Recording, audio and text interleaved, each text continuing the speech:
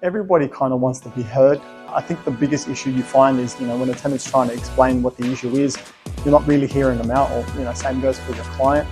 So if you really just listen and understand what they're trying to say and then work on a resolution with both parties, most of the time it'll de-escalate, but yeah, everyone's got to keep a level head.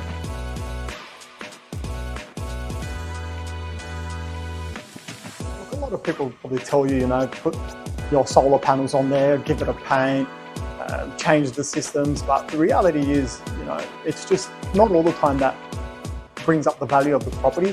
What we usually find is the maintenance of what's there is the biggest key, like making sure the carpets are clean.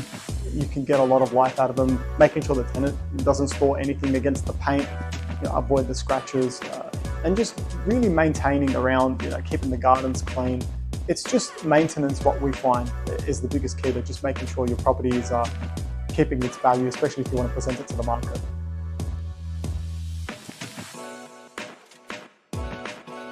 Look, there's a myriad of risks that kind of come part and parcel with industrial properties, especially when you've got a tenant that could start defaulting, or they start acting as if they own the property, so they start installing partitions or mezzanines without approvals.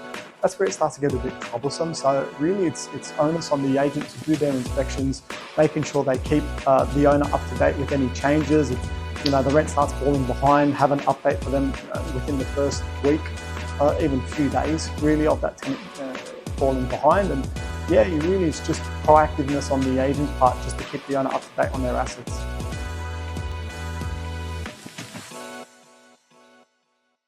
Roof leaks, probably one of the biggest calls we get. Box gutters, guttering not getting cleared out when it should.